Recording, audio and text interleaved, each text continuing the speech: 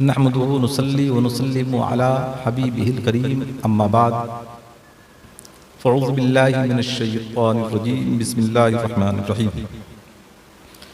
क़ुल ला असअलुकुम अलैहि अजरा इल्लल मवद्दता फ़िल क़ुरबा आमन्तु बिल्लाहि सदक़ल्लाहुल अज़ीम व बल्लगना रसूलुहुन नबियुल अमीनुल मकीनुल करीम व नहनु अला ज़ालिका लमिनश शाहिदीन वश्शाकिरीन वल्हम्दुलिल्लाहि रब्बिल आलमीन। सबसे पहले बारगाह रिसालत माब सल्लल्लाहु तआला अलैहि वसल्लम में हदिया दुरूद पेश करें। अल्लाहुम्मा सल्लि अला सय्यिदिना व शफ़ीना व मौलाना मुहम्मदिन बारिक वसल्लिम सलातु व सलामुन अलैका या सय्यिदी या रसूलल्लाह सल्लल्लाहु तआला अलैहि व सल्लम। मुअज़्ज़ज़ हाज़िरीन व नाज़रीन, आज 14 रजबुल मुरज्जब है। 15 रजब को हज़रत इमाम जाफ़र सादिक़ रहमतुल्लाह अलैह का यौम विलादत है।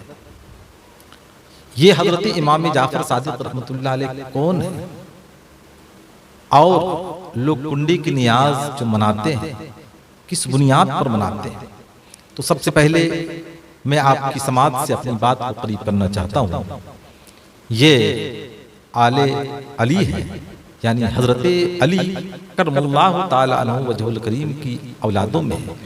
हज़रत अली करमुल्लाहु ताला अन्हु वजहुल करीम की औलाद पाक में आपका शुमार होता है। मैं सिलसिला नसब यूँ आपको बताता चलूँ। हज़रत इमाम ज़ैनुल आबिदीन रज़ियल्लाहु ताला अन्हु की औलाद इमाम बाक़िर रहमतुल्लाह अलैह और इमाम बाक़िर रहमतुल्लाह अलैह की औलाद इमाम जाफ़र सादिक़ रहमतुल्लाह अलैह की शख्सियत है। इमाम जाफ़र सादिक़ रहमतुल्लाह अलैह मुस्तजाबुद दावात थे।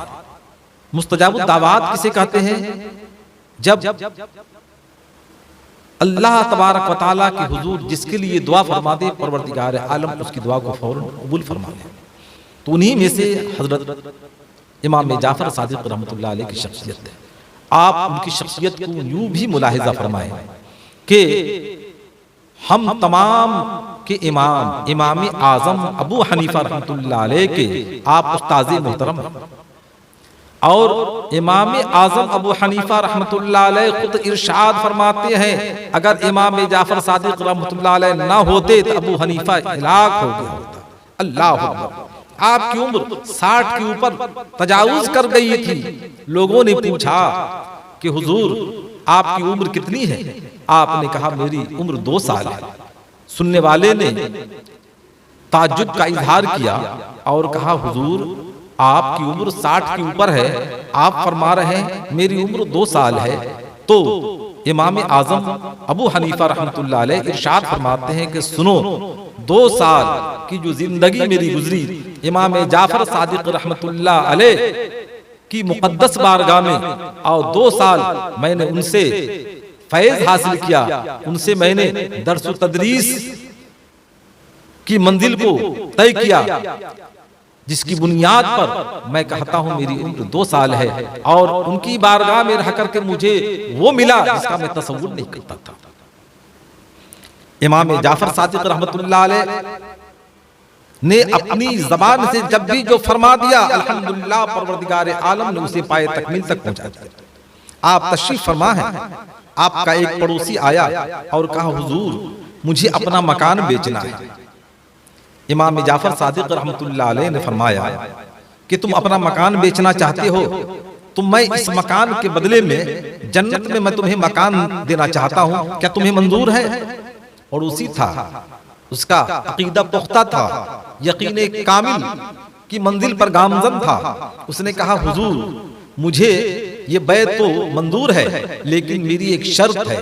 इमाम जाफ़र सादिक़ रहमतुल्लाह अलैह ने फरमाया कि क्या शर्त है? तो पड़ोसी ने कहा हुजूर आप अपने दस्ते मुबारक से लिख कर दे दें कि तुम्हारे मकान के बदले में मैं तुम्हें जन्नत में मकान अता कर रहा हूँ। अल्लाह अकबर। इमाम जाफ़र सादिक़ रहमतुल्लाह अलैह ने तहरीर कर दिया और लिख करके दे दिया।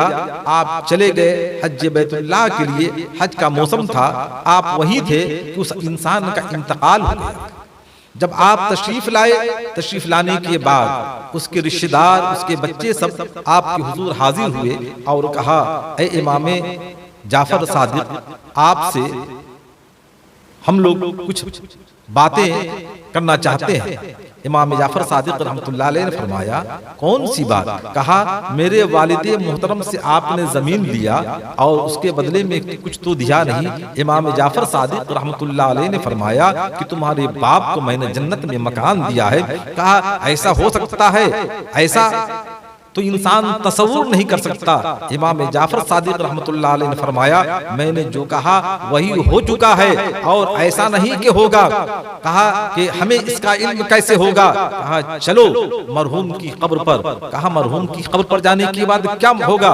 इमाम जाफर सादिक रहमतुल्लाह अलैह ने फरमाया, चलो तो जब मरहूम की कब्र के पास पहुंचे तो अचानक एक पर्ची गिरी। उस पर्ची के एक तरफ लिखा हुआ था, ऐ मेरे पड़ोसी, तुम्हारे मकान के बदले में मैं जन्नत में तुम्हें मकान दे रहा हूं। लेकिन उसकी पुष्ट पर यानी दूसरी तरफ लिखा हुआ था, ऐ इमाम जाफर सादिक रहमतुल्लाह अलैह, आपकी मेहरबानी है कि आपने जो फरमाया था परवरदिगार आलम ने जन्नत में मुझे वो मकान अता फरमा दिया।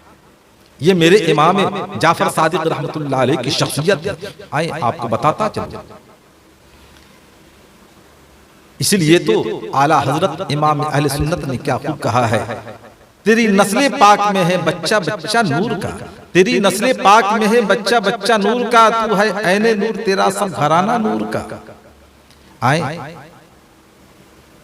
5 अशखास थे और पांचों तिजारत की गर्ज से आए हुए थे उसी शहर में, जिस शहर में इमाम जाफर सादिक रहमतुल्लाह अलैह रहते थे।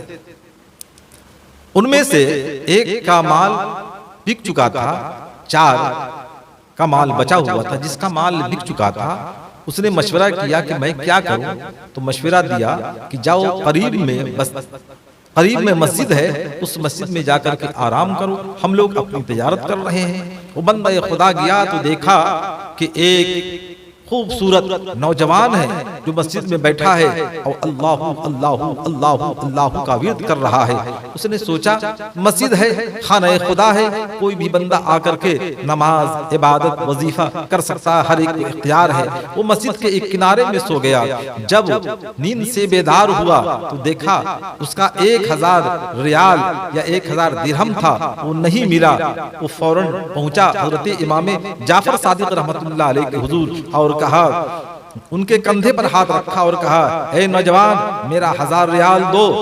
तो इमाम जाफर सादिक रहमतुल्लाह अलैह ने फरमाया, कैसा 1000 रियाल? मैं आपकी बात समझ नहीं पाया। उसने कहा कि मैं सोया हुआ था, मेरा 1000 रियाल मैं अपने बगल में रखा था, उठा तो देखा नहीं है, मस्जिद में कोई आया नहीं, आप ही नजर आ रहे हो, आपके अलावा कोई नहीं लिया होगा। इमाम जाफर सादिक रहमतुल्लाह अलैह ने फरमाया कि तुम ठहरो, मैं घर से आता हूँ, क्योंकि आपका घर मस्जिद से मुत्तसिल था।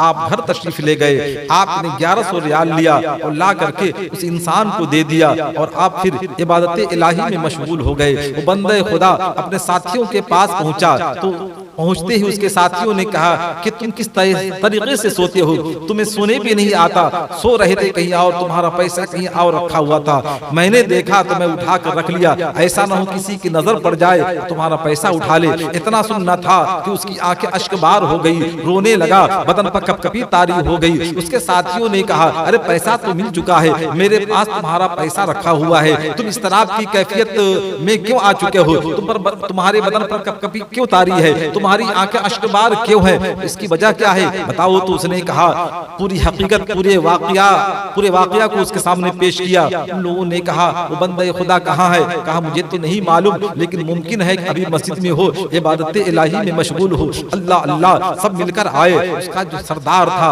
आपके कदमों पर गिर गया और कहा, हुजूर गलती हो गई, हमारे साथी से गलती हो गई और अदम इल्म की बुनियाद पर इसने आप पर अंगुष्ठ नुमाई की, लिहाजा हुजूर माफ फरमाए और आप अपना पैसा ले ले। अल्लाह अकबर।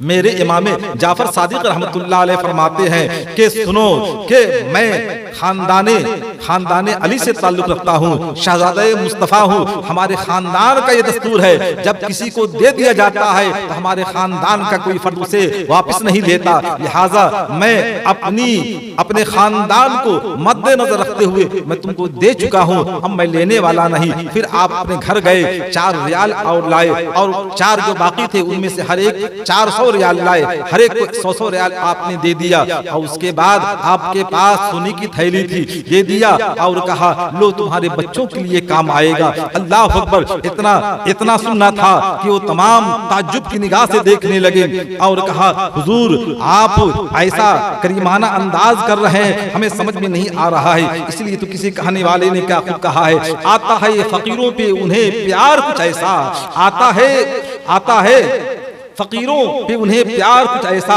खुद भीग दे और खुद कहें मंगते का भला हो।